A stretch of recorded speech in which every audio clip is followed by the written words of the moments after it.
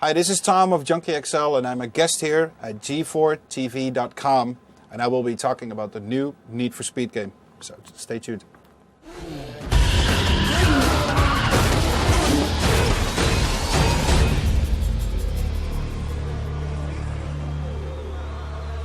I started doing this since 94, 95, and I have to make a distinction between two things.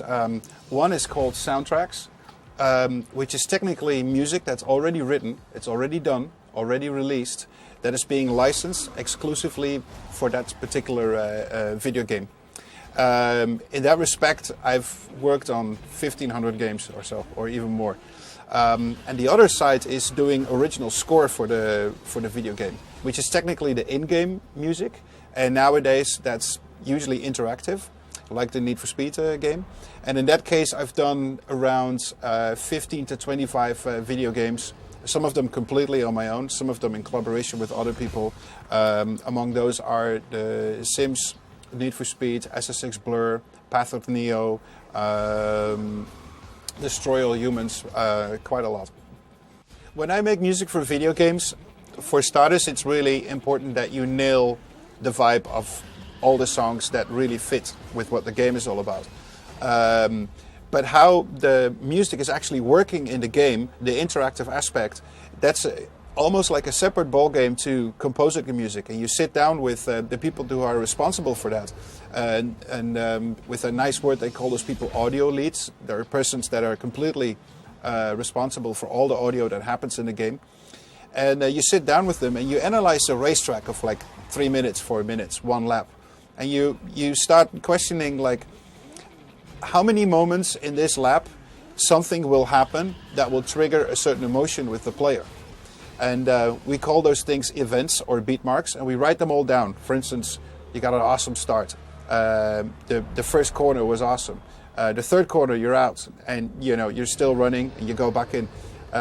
You get hit by somebody from behind. You're creeping up the leader of the race at that point.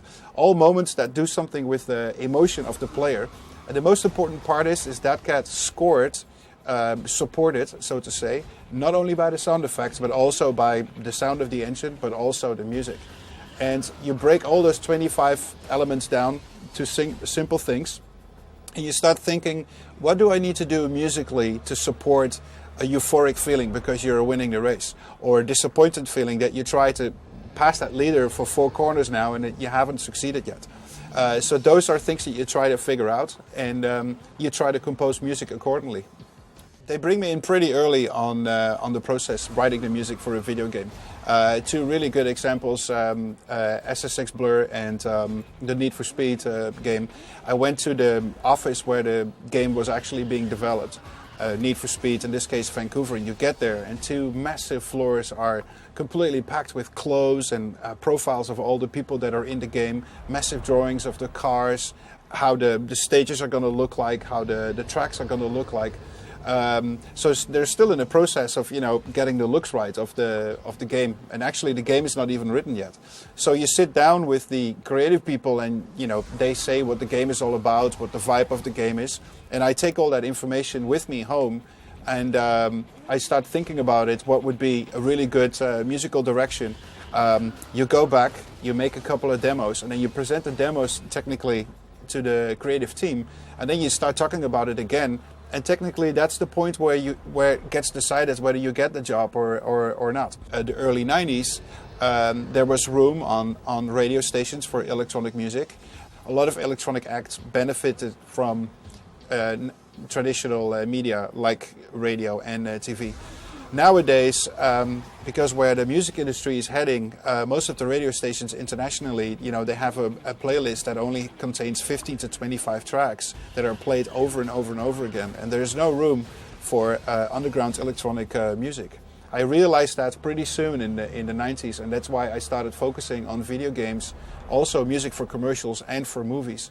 And I would say that 50 to 60% back then already, I got my audience through video games, and it's become way higher right now. And then if you add to that all the digital living room sites like MySpace and Facebook. Add to that the illegal downloads, add to that things like iTunes. For me, the market is almost 85 to 90% digital download. It almost feels like the circle is rounding up again, because I'm pretty much back where I started, where music got really rough and really positive, aggressive, and just punky, but at the same time really good songs and interesting sound approach. And that was exactly what Need for Speed was looking for. The title of the new album is called Booming Back At You, and the release is expected to be the last week of March. So working on Need for Speed and at the same time working on my album really went like hand in hand, like soundwise. And I think that's one of the reasons why EA Games was so happy with the More track that I did that was intended for my album. They were like, we want that to be the title track for Need for Speed, besides the fact that I did an hour and a half of interactive music for the game.